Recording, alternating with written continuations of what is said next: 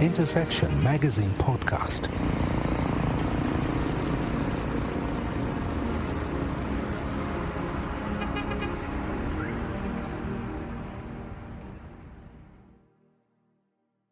Welcome to Intersection Magazine Podcast.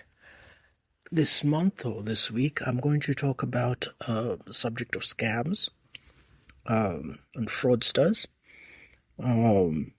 as experienced personally, so that those of you who listen to this podcast might benefit. Once again, thank you for listening. Thank you for subscribing. We hope that we can continue to produce and release engaging content. We focus on technology and innovation, and we have a wide scope that we use in this content in terms of how we produce and research our material. We use articles on the internet, personal ideas, books we review, as well as movies and series on various entertainment platforms that we feel are relevant in the subject matter that we discuss. We believe that this will give you a decent perspective and allow you to expand your horizons in terms of how you think and how you create, how you innovate, and in a sense put you at least a level above everybody else. Once again, thank you for listening. Thank you for subscribing.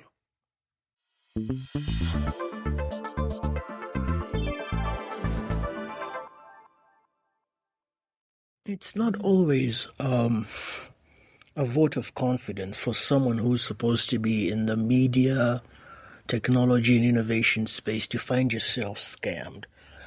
But I suppose it also provides for quite a lot of useful content for those of us who are in the area of creation and production, and who are supposed to be at the cutting edge, informing others who may be a little bit green, if you allow me to use that word, about the trends, ideas that exist, those that are worth pursuing and those that they should be far away from. So that's going to be the subject matter of this podcast. Let me start off with a challenge, I suppose, as someone who has been a player in the cryptocurrency space for a while now. One of the most important ideas that cryptocurrencies represent is or exists within the finance space, our very understanding of money. If you want to go even further, you do well to research how America moved from the gold standard onto now what exists with the dollar. And the advantage that the Americans have being able to control or to have a currency that's accepted worldwide as a means of exchange, and then to have interactions with various governments where they keep their foreign reserves in the U.S. Treasury. Now, naturally, there have been a few people who have been hitting back, especially Russia and China, trying to see if they can displace America's place or America's dominance as a currency. And if you want to understand some of these challenges, you need to go back, especially where you find conflict. The go-to action for negotiation or for opposing those who have in the past gone against global norms, or at least America's version of the global norms, has been to impose some kind of sanctions for those who are engaging in activity which the U.S. government seems either undemocratic or criminal. That's simple. You freeze an account. Now, the reason why some geographies have flourished, such as especially Switzerland, but also Ireland and some of the other smaller islands, such as the Cayman Islands and other geographies, is they have created incentives for several businesses to invest or to establish their headquarters in these countries in exchange for amazing taxation rates. Now, when it comes to the subject of war and national sovereignty, I think the Americans have messed up a little bit in terms of how they have handled the reserves that these foreign sovereign nations have placed in their care. For example, with regards to Russia and the invasion of the country of Ukraine, the Americans saw it fit to capture some reserves that had been stored in the country by the Russians and use these or send these back or use these for reconstruction efforts for Ukraine. Now, that's a bit of a challenge, especially because of the nature of global politics as we know it. For some, the argument was that the existence of NATO in Europe was a threat to Russia's sovereignty, especially as there seemed to be an expansion and a loss of formerly Russian territories or countries or countries that were loyal to the communist side to NATO. It wasn't very encouraging because in some cases, in order to defend or to preempt an attack from the Russians, the Americans saw fit to establish military bases in some of these large or small formerly Eastern European countries or formerly communist countries. While it is not in my power to make judgments about the rationale behind the invasion of Russia and Ukraine, not just 3 years back, but also in 2014, there are questions that need to be had about what countries can do to secure their foreign reserves, especially if the country that they trust in securing their reserves feels or engages or once in a while may decide to freeze these assets. So if China and the Russians or the BRIC countries in that, for that matter, choose to create their own currency and choose to create a currency that becomes the global currency, whatever geography is chosen to store in international monies for reserves will have to make sure that there's a clear policy that does not allow them to freeze assets no matter what happens.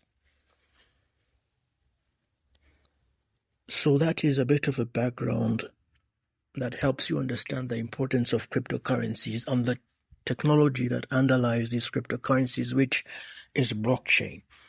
Blockchain is, in a sense, a decentralized method of observing and transferring funds and letting everybody have some control or at least some awareness of how this secure platform is transferring or moving these currencies. There, in terms of cryptocurrencies, you're talking basically about what they call the more common currencies. Then there's what they call the stable coins. And then, of course, there's also the altcoins. In terms of the main coins, you have Bitcoin and Ethereum. And then you have several iterations of the same. Then you have more popular coins, and then you have what they call stable coins, which are coins that are established and strengthened by the fact that they're linked to currencies such as the dollar, the euro, or the pound.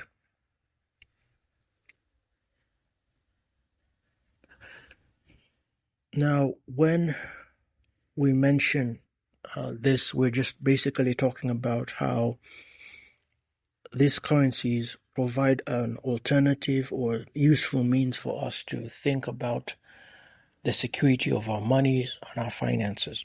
But this is not without the challenges that we have seen. For example, the exchanges themselves have been exploited and misused, and some of the people that have been in charge of these exchanges have found themselves facing the law. In addition to this, countries such as North Korea, in search of finance, have created state-sponsored cybercrime units which have exploited holes or vulnerabilities in some of these systems, causing outages or losses in the billions. These losses have affected, for example, more recently, crypto surges or increased prices or increased usage of cryptocurrencies, which is understandable given that those who are investing or buying and selling crypto would naturally feel the need to stop or watch the markets, hence causing the downturn. The alternative or the best way to deal with some of these challenges is to keep what they call cold wallets. This is a hardware wallet with simply like a USB with some software which allows you to safely store your cryptocurrencies. Now, in terms of the volatility issue, of course, the best way to deal with this is to invest in stable coins. Recently, there have been some challenges with meme coins, and people that observe the space feel like the era of the meme coin is over.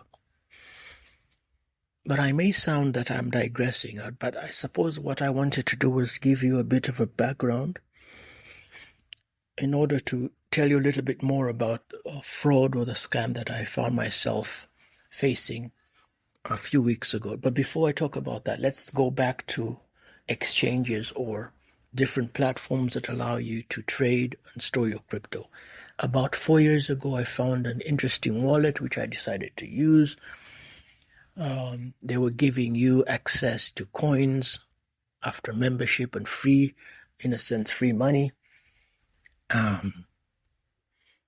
This was a useful channel for quite a while, and then one day I logged in and all my money was gone. Fortunately, I had not invested too much, maybe the equivalent of probably $10, but it still did hurt. So my confidence, at least in that wallet, decreased tremendously. This week I found out that the same group from North Korea had actually attacked that wallet or that company by using a vulnerability in the logins that the system had created. That's just one example. Now, the second example was a scam I found myself involved in, or that got me trapped as well, where we were told to send our Bitcoin to a certain address in order that the Bitcoin would be doubled. This was a limited opportunity, and it seemed like it was being sent from a genuine account of a genuine and popular social media personality. Not just social media personality, but billionaire. I suspect what went wrong in this case is that the person who was running this system was cloned or was recreated using artificial intelligence. And then the message that he relayed, of course, was popular to those of us who follow this personality, and so we invested. Long story short, I lost maybe about $3. What we're normally told in terms of when you're dealing with investment is, of course, fortune favors the one who takes the risks. The second thing we're normally told is don't invest what you're not willing to lose. Now, I've given you two examples. One was about some kind of wallet. The second was about a certain cryptocurrency that I was told I could invest and double my money. But let me give you the third, which was a little bit more complex. About a month ago, I received a message from someone who's, I now found out the number looks like it comes from Singapore. But that doesn't matter because these days you can register a number. You can get an American number, you can get any number you want for just a small price, sometimes even for free. This can be useful if you wish, for example, to do business in those countries and want to make it easier for you to travel. So the number was asking me to, introducing me to a system where I'd earn some money using just basic clicks. Visit a site, click a link, send evidence that you've clicked the link, and then you received some money. So they sent me 2 samples, made a quick $2 and was pleased. Then they sent me to a person who would be facilitating more contacts through Telegram. Got in touch with them. They asked me to register a simple account. I did that. And then I was given some information about working hours when we'll be involved in this process. They said probably about 11:30 in the morning to maybe about 5 in the evening or 11 in the evening. I thought, this is fine. I can work in the mornings, do my own stuff, make a little extra money on the side. So what it starts with is 3 of those basic tasks, clicking tasks. And then your third task is what they call, I suppose, a community something. I forget what it's called, but it basically asks you to send in some money, purchase certain products from the page that you've registered in, and then request a refund. So after you do this, you are sent your rewards for the 3 pages you've clicked, as well as your rewards your rewards and a refund for the money that you've invested. That's fine. I did that for a few projects, and that was fine. But what I noticed is the money that I was being asked to for the third task kept increasing. I was asked for 100. First for 40, I did that. Then I was asked for 100, I did that. I think I even had to borrow the 100. Paid that back, so I was seeing myself making money. Then before I was able to get more of the 100, I was asked for 400, I declined. The person I spoke to spoke gently and kindly. And I told them I wanted out. They said, no, just you have to trust us, keep going. How much do you have? We'll give you 200 and you can pay back later. Now, one of the red flags incidentally is a word that's more common these days. I suppose it's coming from our Gen Z friends. The red flag I noticed was at some point, the password that I had used for my account was changed to 123456, which means anybody that knew my login name, which was my phone number, now had access to my account. So that was one red flag. The second red flag, of course, was the idea that every time I requested or I got to the third stage, the money would increase. Needless to say, or even if they were going to refund my money, this was getting exhausting, and I did mention it to them. So after waiting about a month and missing on the opportunities, I finally raised the 400 and plowed it back into the system. Before I was able to withdraw and profit from the 400, they told me I needed to put in another 1 million. And now I got a bit suspicious. So I tried to log into my account and initiate a withdrawal. This time I noticed I had about 600,000 shillings, so I'm thinking this is safe. But when I clicked withdraw, it told me I needed a bank account to withdraw. So that day or the day after, proceeded to the city, opened a new bank account in order to protect my other bank account, just in case these guys are going to scam me even more. So once I had the account, I put the account in, initiated the withdrawal. The process was taking time. 1 hour, 2 hours, 3 hours. I thought maybe it's going to take 24 hours for them to verify the bank account and then they'll send my money. Nothing came. So I reached out to my 2 contacts on Telegram, sending them as requesting for help. The first one simply sent me another message requesting that I send more money. The second one said, "Wow, you are very smart," and then went quiet. I went back to check my account and the transaction had been stopped, but now, interestingly, my 100,000 shilling, or that's about $200 balance, was now zero. So clearly, I had alerted them to the fact that I knew I could withdraw my money, and now they had withdrawn it themselves. This they could do because they had told us that the password was now permanently 123456. And that's the scam. I've gone to great lengths not to mention who these people are. But hopefully you have enough information to know what exists out there. The next process will be to attempt a report to National NITA, it's the Uganda's Authority for Technology and Information Technology, as well as Uganda Communications Commission, as well as, of course, hopefully the Cybercrimes Unit of the Uganda Police. Now, that's just my jurisdiction. I don't know how far the capabilities are in terms of what they can do. The other one that I found was from Instagram. This was a page that said I could get used phones, used high quality, either Samsung or Apple phones at a reduced price. Now, if you visit if you do a quick search on cybercrime reporting in Uganda, artificial intelligence gives you guidelines that exists in both UCC as well as NITA. One of the things they say clearly is do not send money before you receive a product. So I suppose that was my first mistake.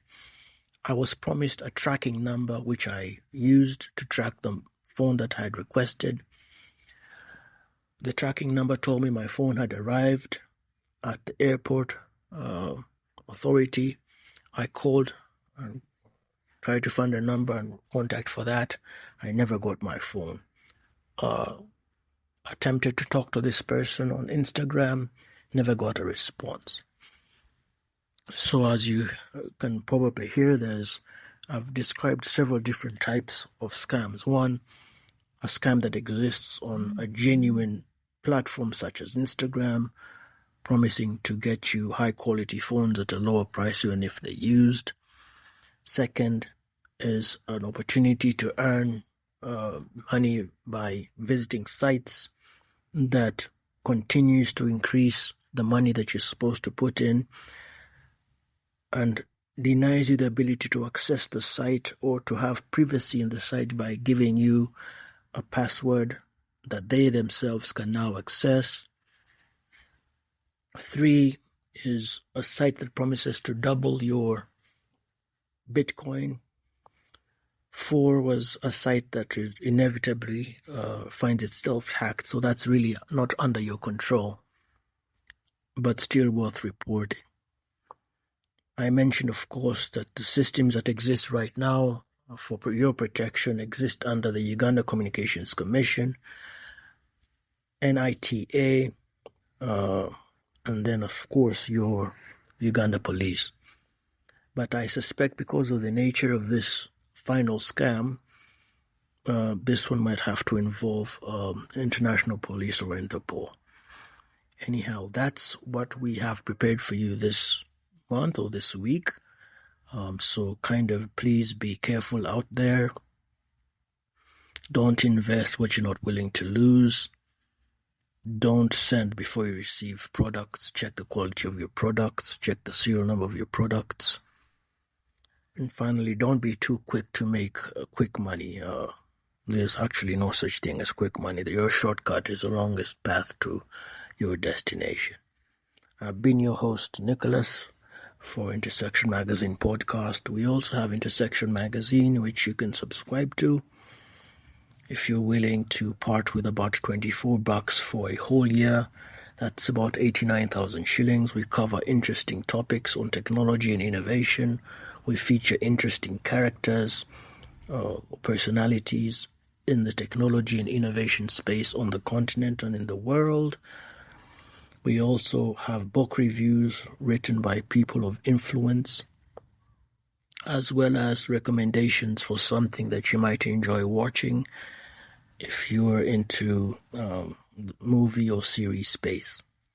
Once again, thank you for listening. Thank you for subscribing. We do look forward to your engagement. You can do this either through our LinkedIn page or through our Twitter handles, which we'll make available on the episode notes. And that's it.